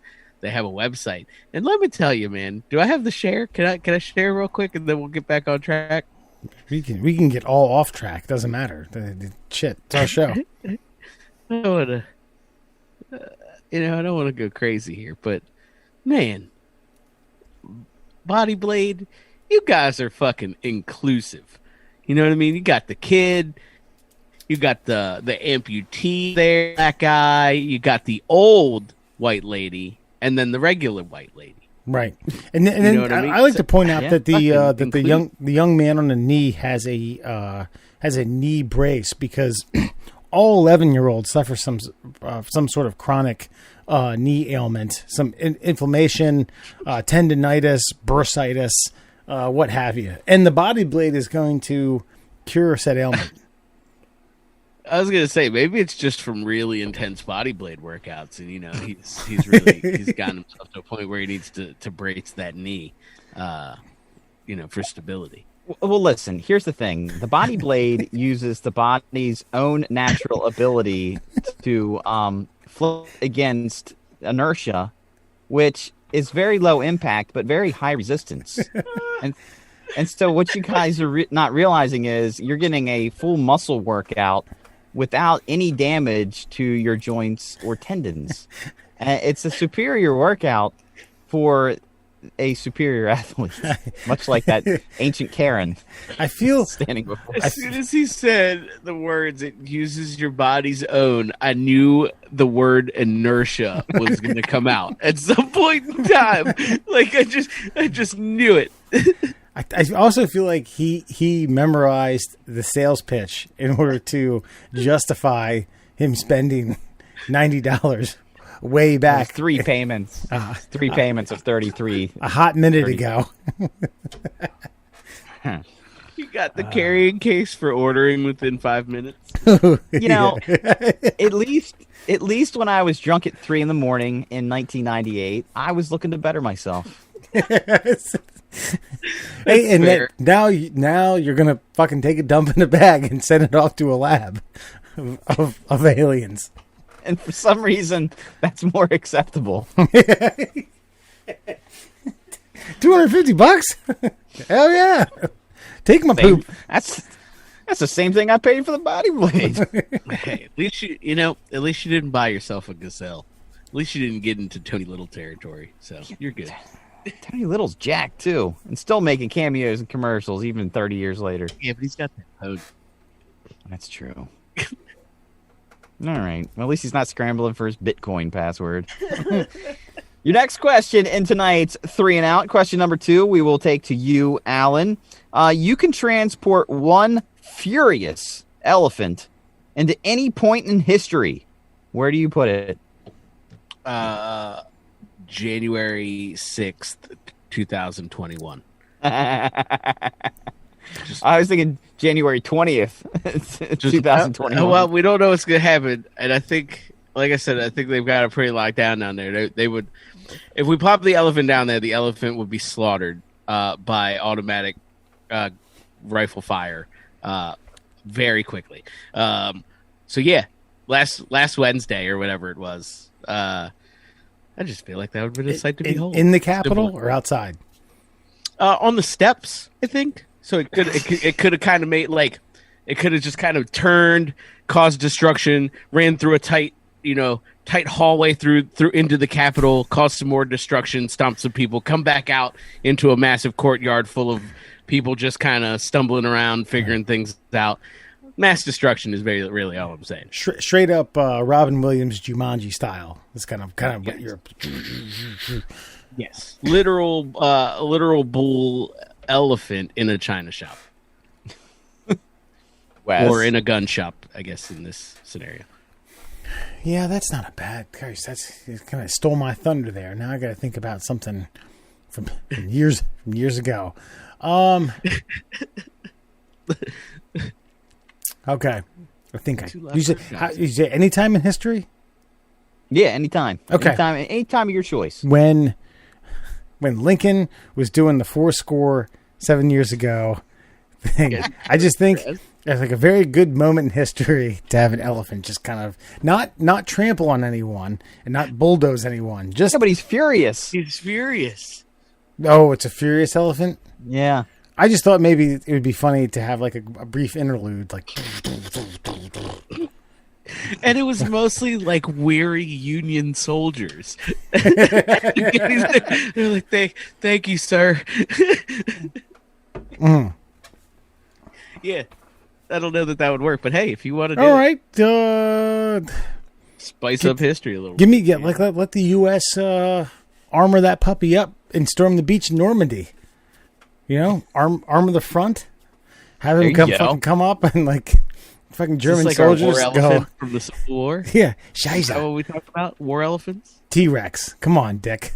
War T-Rexes. That's right. It's my favorite bits, by the way. Yeah, it is great. Now, I'm not sure exactly where that island is. I think it's out in the Philippines somewhere. It's where like the pygmy, like the little teeny like people lived, like right before like Homo sapien took over the globe. Mm-hmm. I would like to drop it right there on that island. And we could put together one of our old animal fighting bits. How many midgets would it take to take down a full-grown elephant? Just the amount of carnage and slaughter that would occur in the first 15 minutes of these little tiny pre-human beings encountering this fucking elephant like 150,000 years ago would be the most whimsical sight. Yeah. As long as they had like tiny spears, like the Ewoks, you know what I mean? Like, right. Like basically just throwing like tiny like needles at giant toothpicks. Elephants. Yeah. They just It didn't Barnum and Bailey perform at the World's Fair in New York? Maybe it would be funny to swap out one of those tame, kind of like often stabbed ones for a real fiery bastard and just stampede all over every dickhead. Someone on a unicycle, like, hey everybody, I'm Kath Bop Golf Top. You could see the wheels turning. Well, as soon as he said, hey everybody, I was like, how's he gonna spin this? All right. And finally, your last question in tonight's 3 and Out. Now, this was our 3 and Out sneak peek question. If you'd like to participate, you can head on over to the official The Middle Classholes Facebook page. You can find that on, you guessed it, Facebook. If you were reincarnated as an animal based on your personality, what animal do you think you would come back as? Wes, we will start with you. All right. Is it cliche for me to come back as a fox? A little bit. Okay. But I think it might match. I think it might match your personality fairly well. Dust my titties off here. I know you're proud of yourself on that Yeah, one. yeah. I mean, all right. I'll tell you what. Why don't you do you have the Facebook page up? Yes. Okay. Perhaps you read a few, because there were some very interesting answers that I would like to hear in order for me to formulate my own answer. Okay. As cliche as can be, Veronica would like to come back as a cat. Benjamin wanted to come back as a red-cocketed woodpecker. I think he just wanted to use cocketed more than he actually believes that he would be a woodpecker, or maybe just the pecker part. Devin wanted to come back as a sloth, which again, it's supposed to match your personality. So if you feel like you're a couch potato, then that would be the way to go. David wants to come back as the honey badger because the honey badger don't give a fuck. Tim, of course, the liger, and we have another Brian coming back as a sloth. So there's your interest. But that really dials up a lot of inspiration. I'll tell you, maybe perhaps because we talked about it on the previous podcast, we couldn't figure out how the hell this thing had evolved into the way. But I'll go duck-billed platypus. Just an odd duck. You're a little odd. You're a little strange. A little sting to me. I don't know. You don't strike me as a duck-billed platypus. What would Western? You kind of remind me more of an ostrich, if I'm being perfectly honest with you. You've got like, you're athletic, but you throw yourself around in an awkward pattern. I know not to piss you off because you're a killer if that happens. Like, there's a lot of ostrich in you. Yeah, but yeah, I could see that. That's a pretty good. All right, comparison. I've been coined as an ostrich by my friends. Great. All right, Alan, you're up. Fuck this. I'm gonna find ostrich noises. So you're powerful. You're powerful. You're a powerful bird. I was really. Yeah, you're a powerful bird. You're D. Reynolds. Fucking ostrich. He's got bird legs. Man, I don't know. This is a tough one. I think I like the initial thought I had was harkening back to something else was because I'm a total space cadet was a squirrel. Like, you want some nuts? You want some nuts? I got some nuts. Want some nuts. But I mean, I feel like that's cheap, and there's no other qualities other than their spaciness that maybe I possess. I would say something like those monkeys that be hanging around like temples in Bangkok and shit. There you go. Yeah. Those guys, like those macaques or whatever, the fucking mischievous motherfuckers that like, pick your pocket and climb a tree and then fucking shit on you. I feel like I'm one of those guys. I'm very curious, like to ask questions, like to push buttons, but I'm also friendly. Like, I'm not a total dick. That's what I was gonna say. You play dumb, but you're totally clever. Okay. Yeah. You look like you're up to nothing, but you really got a little bit of no good going on under the surface. Yeah. I can totally see that. Yeah. I think that would work for me. Whatever that not great ape. Yeah. All right. So whatever the other class of ape is. Alan's he's a meerkat monkey. All right. Fair enough. Yeah. For myself, I was thinking about this a lot today, more than I should. But see, I don't think I'm cute enough to be an otter, a sea otter. I really feel like I have a lot of the personality traits of sea otter. But then I was like, what other animal has similar personality traits to the sea otter that's not quite as cute? And so I kind of settled on the ferret. Like, people. So, it's like ferrets are this kind of like animal. They're a weasel. I'm kind of weaselly sometimes. They're mischievous. They'll steal your shit and hide it in a wall for no reason because they just think it's funny you walking around looking for it. They're just cute enough to where people are kind of like oh, look, cute little thing. And then all of a sudden I'll fucking bite you and I'll run away. But then I'll come snuggle up to you a little bit later on and be like, just fucking around. I'm cool, man. Rub my belly. Give me some shit. And then I just steal your keys off the counter and run away. So, yeah, I'm going to go a ferret for myself. I like it. I feel like that holds. That's good. Thank you. It holds water. And that, my friends, is this week's 3 and Out. Yeah, good job, guys. That was good. All right. All three of us were 4-2 after last week's playoff predictions. Alan, you playoffs?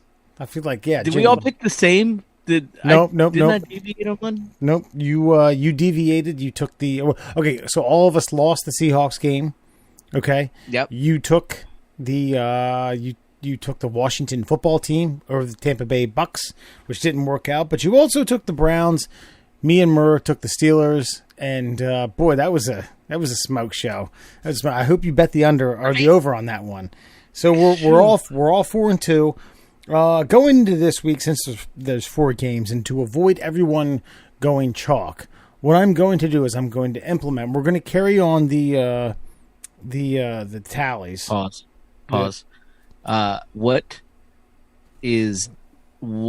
does chalk mean in degenerate gambler speak? Chalk means you're just picking the favorites. Okay. So if we have nothing on the line here, or no nothing on the line, you can just take the chalk. But what I'm going to do and what I'm going to insist is that we implement the actual betting line into this weekend's games. Yeah. Okay. Now, as an idiot, All I right. need the betting lines explained to me. The over, the under, all that jazz. Well, we're not going to do over under. It's just the line, the spread. Right. Yes. The spread. Okay. So first of all, here's a great example. First game on Saturday. The LA Rams will be at Green Bay. Green Bay is giving 6.5 points. So that means Green Bay is starting the game minus 6.5. So in order to beat the spread, the Packers would have to win by 7 or more points in order to beat the spread. Okay, I appreciate what you're trying to do, but no team can really have negative points. So what you're saying is that the Rams are starting the game, and the Packers are giving them 6.5 points. They're starting the game. It's the Rams are up 6.5 points. That's correct. Yes. Okay. All right. I got you. Okay. All right. Well, let's start there then. Okay. The first game of the weekend is in fact on Saturday, 4:35. It is the Los Angeles Rams at the Green Bay Packers. Wes, you can start it off. Oh, you're giving it to me. I'm going to. Oh boy, yeah. I don't think LA is going to be able to stop Green Bay. I don't think whoever's under center for the Rams, Goff or Dougie McButtlesworth, whoever the fuck that fucking clown is that was in there. I'm going GB. It could have been Douglas, but sure. Douglas McButtlesworth. I'm going GB. It could have been 12 points. I'm taking it. Yeah, that's the reason we just started here because Green Bay's got this. I think Green Bay wins by like 14 to 17 points. So the spread's kind of null and void there. So yeah, taking the Packers. Aaron Rodgers looks very comfortable this year. Very comfortable. Like I'm just playing football. I don't care. Whatever. I heard okay. It's one of those things. Maybe when I was younger, time didn't go as fast as it does when I'm older. But this year, Aaron Rodgers surpassed Brett Favre as being played. He's played more games at quarterback than Brett Favre did for the Packers. Wow. Can you imagine that? Wow. Yeah. No, I can't. It And then you blows just told me, my and I still fucking can't. mind. I mean, he's Brett been Favre. forever, dude. Brett Favre's probably my favorite quarterback of all time too, and More than but Doug Rodgers- Flutie? Or is Doug Flutie your great favorite athlete of all time? I love Doug Flutie. There's no doubt about it. I can't make that claim about Doug Flutie because Doug Flutie was shafted for the majority of his career and didn't get to play enough games. Doug Flutie, the most underrated quarterback of all time, But Brett Favre, because of how many games he played consecutively at that, my favorite quarterback to witness. And I got a lot of eyeball time on the guy. He's a good, just creative fucking quarterback. Just made it happen. Had fun playing the game. You watched him when he was in mean? Atlanta with the Falcons? I watched everything that Brett Favre ever did. That Jets stint was fucking heartbreaking. The Falcons. He never played. He suited up with the Falcons, but never played. I was just joking about that. I don't remember Brett Favre on the Falcons. I only remember Brett Favre. Dude, that run as a Minnesota Viking was fucking phenomenal. Just because of all the hoopla around it, being in the same division as the fucking Packers, and then almost doing it, and then basically getting killed on the last play. I mean, that's fucking, it was heartbreaking for me. Bouncing. Anyway, Alan, Green Bay, Rams at Green Bay, Packers -6.5. I think we're all in agreement here that the Packers should wipe the floor with Douglas McButtlesworth or whoever is under center. It's Douglas McButtlesworth. Like you guys said, Aaron Rodgers has been unstoppable this year. Well, and Donald's hurt too, isn't he? And you have are his ribs broken? What? Yes, he's likely not to play, and if Goff comes in, he's going to look like fucking Chris Elliott from Scary Movie 3. So it doesn't matter. They're covering. All right, the second game on Saturday. We'll do these in chronological order this week. Saturday, 8:15 is our Baltimore Ravens taking on the Buffalo Bills in Buffalo. The Bills are -2.5, which means the Ravens start with 2.5 points. Mm-hmm. Okay. Alan? This could be a doozy. I think the weather will play a factor in this big time. I think they were calling for snow last I heard, but I don't know what's going on now. I think this is a team we can beat. I don't. It's 2.5. You said, 2.5. Yeah, I will say yes. We'll cover because I think a win by 3 is totally likely. So yeah, Ravens cover just barely somehow, and I think it will be a tight game like that as well. I'll save analysis here. I think Baltimore's got similar weather, similar weather to Buffalo. Cold's cold. You're playing. Look, Buffalo got their fucking playoff win. I'm not saying it's our year, but I think it's our year to beat Buffalo in the second round of the playoffs. So I'm going to take Baltimore because covering's not an issue, and so I'll take Baltimore. All right, going to be a tough, rugged game. I'm going to give you every John Maddenism that you ever heard in your life. Your team with more points is going to win. Da-da-da. Win in the trenches. Everyone holds. Your mama makes a great bologna sandwich. Especially when the team who makes those plays was going to win the game. That's right. All right. I'll tell you what. I'm going to take Buffalo. Actually, no. Hold on. Damn it. That wouldn't work. How the hell would I do it if safety? Baltimore doesn't cover? Baltimore wins but doesn't cover the spread. That wouldn't work, right?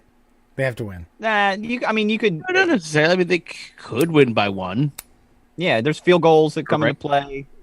2 field goals over a touchdown, or a touchdown over 2 field goals. Does that make sense?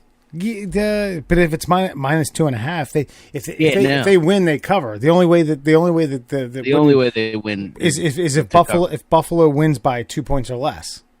That's the only way. No, check this out. So, no, they could kick 3 field goals and we could score a touchdown. I get that. My point is the only way the spread's covered is if Buffalo wins by 2 points or less. That's why I don't understand spreads. Pick a team. Who do you want to win? I'll take Baltimore. Who do you think I'll take the Ravens. Okay. All right, there we go. Tucker, 50-yard field goal as time expires. I'm glad he missed that field goal because I don't think he'll miss another one for the rest of the Fuck fucking no. playoffs. Yeah, dude. Like when he misses them, he like if you ever notice, most kickers are like, god damn it, I missed one, and he's No. just staring at that bitch like, okay, Got watch it. this shit. Watch this shit. I know. Pow. I know exactly what I did to miss that, and it'll never happen again. Yep. That's what I see in his eyes. Yeah, not for another like 50 attempts. I won't miss another one. Like that. Like the next one right after it last time, he was definitely like, Right. put me on the left hash. It's almost like Reggie Miller shooting free throws. Yeah. Like Like he just needed to take a step to the left and was it. And he was like, all right, boom, fucking done. It's also good from 60. right. All right, your next game is Sunday at 3:05, and that's going to be the Cleveland Browns taking on the Kansas City Chiefs. The Chiefs are -10. Goddamn. I know that makes Absolutely disrespectful. 10 Didn't they just points. score like 40 points? The Browns. did. yeah, but actually, I would say that the Steelers actually scored about 14 for the Browns, so there's that. The over under is 100. Man, I look. Bottom line is this: I like Baker Mayfield. I like him in a very similar fashion. I think if he continues to play the way he plays, I will like him as much as I like Brett Favre, which hurts me because he's in our division. But I do like the way he plays the game. However, dude, Pat Mahomes is a motherfucker, and I expect the Chiefs to score 40 points, win or lose. So I got to take the Chiefs in this, even with the spread, With the even spread, giving okay. the Browns, giving the Browns 10 points. I just think the Chiefs, they got this fucker covered, and yeah, I think the Chiefs are going to win another Super Bowl. His so I hair have to take looks the Chiefs. 100% good and 100% humidity, even in 100% coldness in Kansas City on Sunday. All right, Alan, who you got? 10 points. I kind of want to just break because somebody needs to, right? Oh, he's going to do it. He's going to be the Browns' lucky charm all season So I long. think I'm going to take the Browns. They're not going to cover. They're definitely not going to win by more than 10 points, right? Does that make sense? Yeah, right. If the Browns lose by 9.5 points or less, then they cover. Yeah. I got you. But no, I got the Browns. I got the Browns winning this bitch. They're winning the game. Okay. Yeah, I'm going to pick the Browns solely because somebody needs to break here. So I'm going to pick the Browns. I think they got a little crazy momentum. I have a feel like this is one of those. I feel like, I mean, if this was the Ravens, this is a fucking trap game. We definitely lose to the Browns. If this is our game, so maybe, just maybe, the Chiefs take it just a little too easy, and they're like, these fucking guys, the Browns. They pull a Juju Smith-Schuster, and like, the Browns is the Browns, and fucking sleep on the Browns, and somehow let them sneak by them, and then we rub their faces in fucking dirt in the AFC Championship game for a third time this year. That's my call. Didn't say they're going to win. Okay. All right. I'm not taking the Browns to win, but I'm going to take the Browns with the points. I think the Chiefs win this game, but I'm going to call touchdown, maybe 8 points. They're playing really well. Got a lot of swag. They beat Pittsburgh 2 weeks in a row. Baker Mayfield's feeling himself. He's done a lot of progressive commercials. They're great. His package is very, very filled out. Got a lot of his taint is bulbous. But that being said, I just think this is good. I mean, this is going to be. I'm not going to say a close contest. I'm just going to say that 10 points in a playoff game for a team that's playing so well. Yeah, I mean, I gotta go against the grain here. Chiefs win, less than 10 points. I'm taking the Browns in the spread. All right. And your final game, Sunday, 6:40, is going to be the Tampa Bay Buccaneers versus the New Orleans Saints. Who wants to start? Should I start? Saints get 3? Or given 3? Yes. The Saints are giving 3. Saints -3. Yeah. So what's that mean? That the Bucs will start the game with a field goal. The Bucks started the game with a field goal. Yeah. Oh man. Okay. Mind you, Somebody the Saints. else, Okay. I'm going to. In my opinion, they beat him twice this year. People say it's so hard to beat a team 3 times this year. It's not, because the Saints are that good. I think Alvin Kamara is going to fucking light it up for about 300 plus total yards, receiving, rushing. They're going to get after Brady. They're going to make it hard, make it really hard, and just tingle it through them. Get that pain all bulbous. Saints win by 7. They cover the spread. I'm taking New Orleans.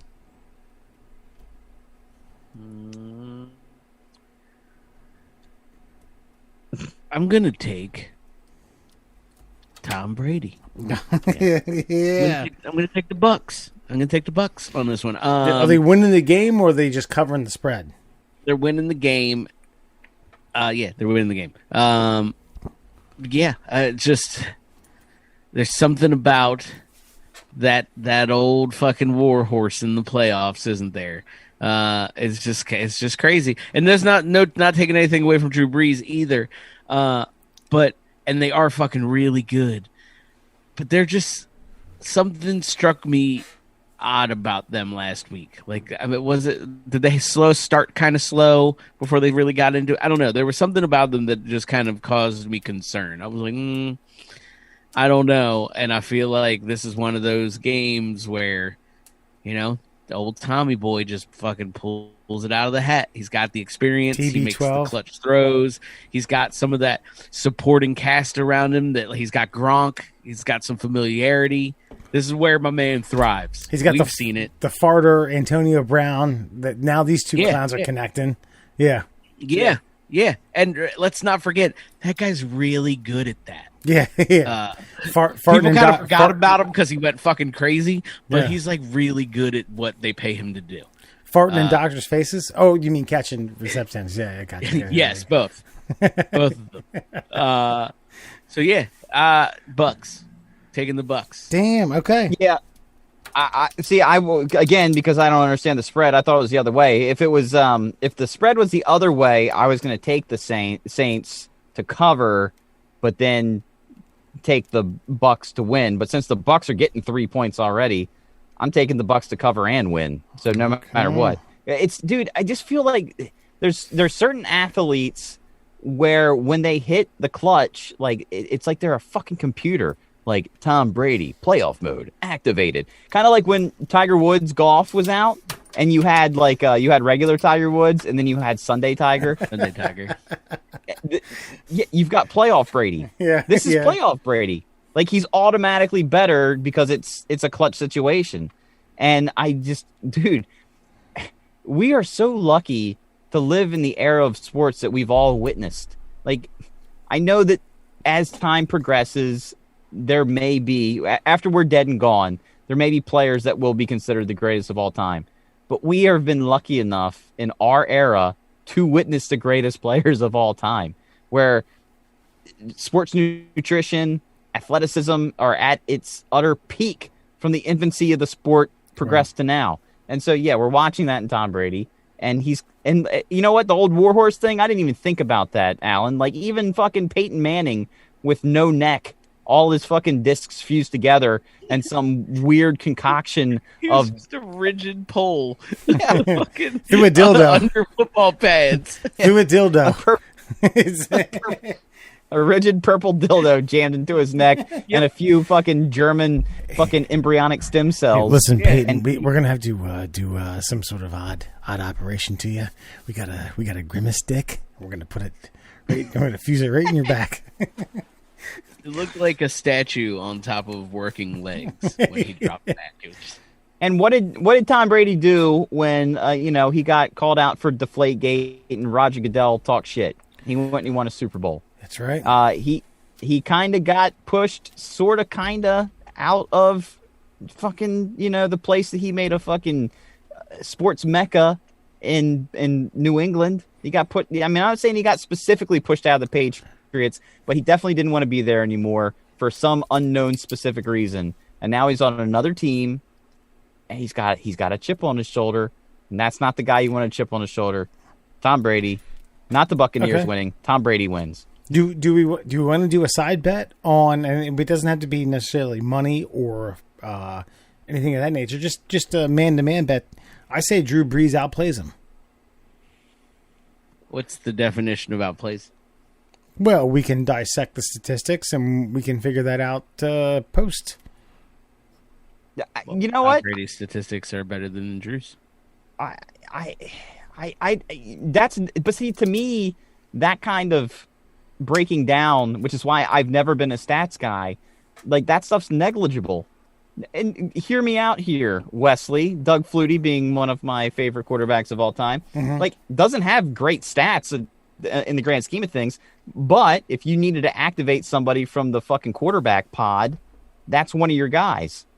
And if there's one play left on the field, 2 minutes or less, and you're down by, all right, let's say 3 minutes are left on the clock, and you're down by 10 points.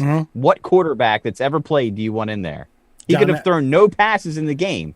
You want Tom Brady in there. I was going to say John Elway. Joe Flacco. John Elway would be my guess, but TB would be a close second. Yeah. So what I'm saying is if Tom Brady's stats don't have to be great, it's what does he do in the clutch moments that are Sure. that's where the performance comes into play. Okay. All right. Well, I mean, I would take that. I would say that Tom will have better numbers than Drew. No, I'm going to disagree. I'm going to say Drew Brees is going to have better numbers than Tom Brady, but Tom Brady's going to fucking break Well, hearts. I'll take it from fucking Wes because Wes was like, Alvin Kamara is going to have 600 yards from scrimmage, so that leaves Drew Brees like I don't know 25 yards, so we'll be fucking gravy. Tom Brady just needs to throw 100 yards passing and he's done. He's going to be Drew Brees because Alvin Kamara is going to do it all. I said total yards, and he's going to have to pass it to him a few times. All right. Jesus Christ. Okay. All right, cool. Drew Brees will have 150 yards, and Alvin Kamara will have 450. I can totally see Drew Brees throwing for like 400 yards and 3 touchdowns, and Brady still somehow pulling it out to win the game. What I'm hoping for is that a Saints player who scores a touchdown goes and digs up a cell phone and calls up Joe Horn. That's what I want. All right. I hope that happens. Alan, 2-part. Where can we find us? And tell the people where the sweet song that introed and outroed us tonight. Give us a holler. Yeah, so you guys can find us, of course, on our social medias. That's at MDL Classholes on Instagram and Twitter. That's The Middle Classholes on Facebook. And all of your favorite podcast listening platforms. That's Spotify, Apple Podcasts, and Google Podcasts. I believe that is all of our platforms at the moment. So, what was your other thing? Oh, the song. Yeah. The song. So, yes, our intro and outro this evening brought to you by the homies. We'll just call them by their first names, Matt, Rob, and Kenny. We had them on, last year? Were we still the about a year ago when we were still the 4-0s, yeah.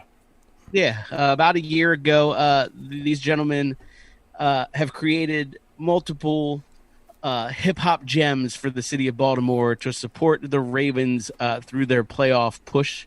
I believe the first one they created might have been back when we made that Super Bowl run, and then they made one last year, and they made another one this year. So you will hear that on the intro and outro this evening, and then we will share that on the page for you guys to check out. Give them some love and follow your local musicians supporting your local sports teams. Yeah. That's I tell you, last pre-COVID, man, it was last year. We got them in right over here, right. Like literally, I don't know, 5 feet from where I'm sitting. They come into the basement at like I don't know what 8:30 in the morning. Like 8:30 in the morning hey, or man, something like that. Yeah. You got a beer? Like yeah, sure do. And it went on from there. And actually, one of my favorite parts of the interview was they were talking about going to other stadiums. They've seen Ravens games in opposing team stadiums all over the country, and they said they went to Green Bay. I was like, holy shit, Green Bay! I've heard Green Bay is like airlifting M&T Bank Stadium to Glen Burnie. And they said, nah, it's actually smaller than Glen Burnie. It's like you wouldn't believe it. And they said they have. Then they said they have like 250 events in that stadium a year. And I was like what? Like they have 8 football games. What do? They do monster truck rallies. And well, your boy was like, I would just like to point out that your man said the same hollow ground that Bart Starr won Super Bowls in, and your boy's talking about monster truck rallies. your boy's talking about Grave Digger. I was like, no. Bigfoot. Carzilla. Yeah, man. I hope they weren't able to make it on this evening. I know they had some prior engagements. So hopefully we'll make it through the next round and try to get them on. And, chat some more shit. Oh yeah. Yeah. We'll definitely share that one on the page for the boys and for the Ravens, of course. Oh yeah. All right. In that case, man, everyone, good night. Enjoy your weekend. Wait, hold on. Murr, did you have something you wanted to say? I just want to say that I met Carzilla. That's all. You shook his hand? You were a goodwill ambassador from human to Carzilla? Just saying. Got to be front and center for Carzilla. Got a personal tour. Do you think Carzilla's going to wind up in page 70,000 of this 2.2 million page deposition from the CIA about aliens? I hope so. Carzilla is definitely alien technology. I've seen him up close.